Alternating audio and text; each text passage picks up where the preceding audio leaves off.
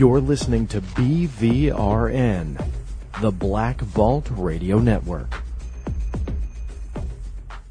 Amanda, age 3. Tyler, age 8. Marissa, age 4.5. We could tell you just how many child abductions last year led to Amber Alerts. Shaniqua, age 14.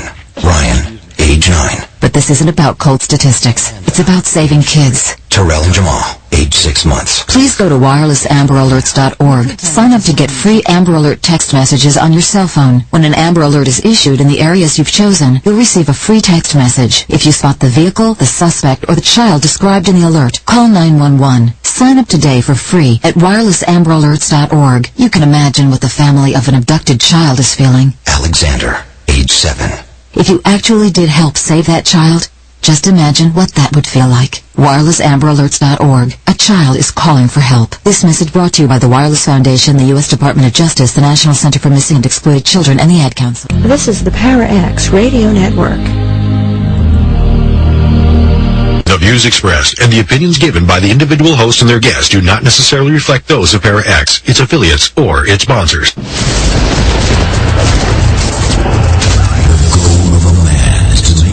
Heard during their lives.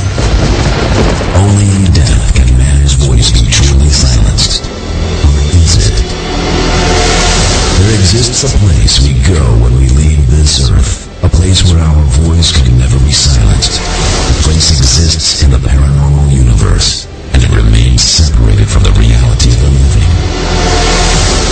But sometimes, the will of the living and the deceased is so strong that it breaks through the barriers that divides the two realities. The voices of the departed are heard once again. We call this Ghost Chatter. Ghost Chatter.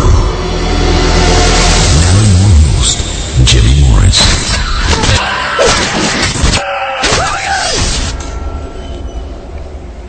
Hello everyone, welcome to the first episode of Ghost Chatter in the year 2009. Wow, this year has sure flown by on the show, guys. Today's guest on the show really needs no introduction to most of you. He's a friend, he's a colleague, and he's the host of his own new show here on Para-X Radio, the Black Cat Lounge, on Monday nights here on Para-X. So let's get him out here. Welcome the great Reverend Tim Shaw. Hey, Jimmy, how you doing, my brother? You are just handsome. You know how I know that? Because I am psychic. You are beautiful today. Then you're not as good as I've heard you are. Oh, yes, I am, because we're all beautiful, whether we're inside or out, buddy. How you doing today, my friend?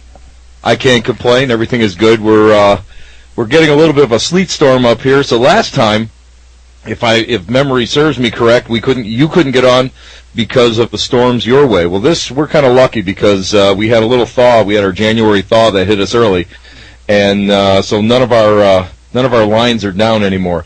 But we're getting a little sleet storm, and it's cold. So hey, it's all what nature's about, man. Yeah, unfortunately, down here in Texas, our weather is a little bit different. We're sitting down here in we've been 70 and 80 all through the holidays, and then it was 80 degrees one day, and then the next morning it was like 15, and then the next day it was 70, and then the next day it was in the 20s. So I don't know what tomorrow's going to be. Hey, you know what? Never worry about what tomorrow's going to be. You got to live for the now you know what I mean? Because otherwise, if you look too far ahead, and that's the biggest thing with a lot of the people who come to me for readings, I always tell them that, don't concentrate on the future as much as the present, because anything you do now affects the future, and it's the same thing in natural awareness. You have to be able to go and survive the now in order to go and adequately live in the future. So always remember that, my brother. I will. And you know what I keep forgetting about you, Tim? And every now and then I'll hear it mentioned, and then it'll snap back in. It is the fact that you are psychic. That's kind of scary sometimes when I think about it. It's not that scary, believe me. Every time you tell me that, and I think about, man, Reverend Tim probing around inside my mind. Oh, man, no, it don't work like that, Jimmy. It don't work. Besides, I got to tell you, because of my ethics, the way that I was taught, I mean, that's just something that you don't do. I mean, you don't window shop.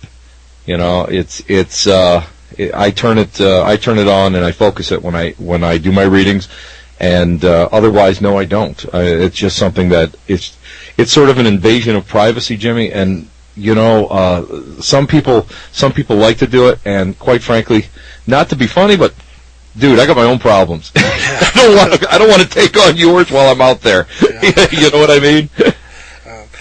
Well, as long as we're already on the topic of psychics here, tell me, do you have a problem with, you know, like you said, you know, it doesn't work that way as far as being invasive to someone else. But what about spirits and ghosts and demons and the whole lot of them? Do you have a problem with them being invasive with you? It depends, and I'm going to tell you right now. I was brought up and I was taught to be in total control of whatever I do, and that total control is really, really something that I take serious. I refuse to allow any kind of entity that has passed, whether it's you know, man, woman, child, animal, to affect my life in the present. So yeah, I do have a problem with that.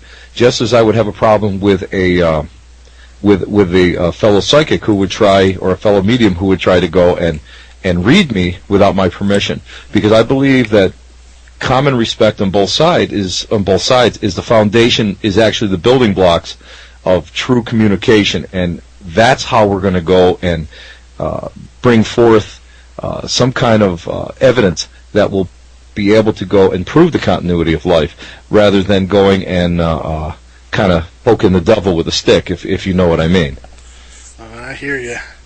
As a matter of fact, like I was telling you earlier, Tim, and tonight's topic was going to be ghosts and demons, and I got to thinking, I said, you know, I've had a lot of questions from the chat room over the past few months about, you know, what is this and what is that, and they'll hear us talk about a term like RTSC or ITC, and I come to realize that a lot of the listeners that may not have been around a while, you know, may not realize everything that we're always talking about, so I wanted to kind of go back to some of the basics, but then, like I was telling you, Tim, you know, I said I felt kind of dumb sitting up here saying, "Well, Tim, what is a ghost?" You know, me myself, you know, I kind of know what a ghost is. I've been hunting them for quite a while. So I had a friend of mine, her daughter actually, who is kind of into the paranormal, but she isn't. You know, she's not like on a team, and she really doesn't do any research on it. It's just something she's interested in. And I had her make a list of a bunch of questions that she would want to know if she could sit down with someone who was supposed to know. Now, that puts me and you in a spot here, buddy. That means well, first off, Jimmy, let's put it right out front. Let's just lay it right out in front of everybody. First off, there are no stupid questions. Second of all, we all have to realize one thing. We all started someplace. I mean, you started someplace. I mean, I myself, I was introduced to this back in, like, right around 1963. So this has been, you know, what I take for granted may be new information for somebody else. That's probably one of the reasons why I offer so many introductory courses and classes, because of the fact that I want people to understand. I want to take the fear factor out of it.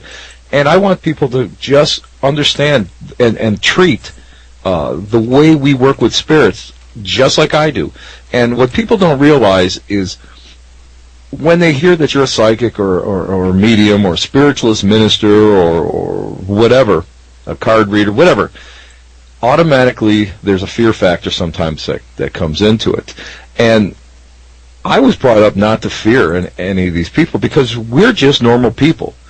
We're, you know, hey, I got to put my boots on the same way everybody else has got to put their boots on. I've got to get out there and make a living like everybody else. I'm no better than anybody else. I'm no worse than anybody else. I'm just normal. And the spiritualist religion that's something that pounds that will pound that. They pound that into your head. The other thing I got to tell you is the minute that we feel that we're better than anybody else, Spirit comes in and knocks us right to the ground and really equalizes us. Spirit is the greatest equalizer in the world because of the fact that we have got to go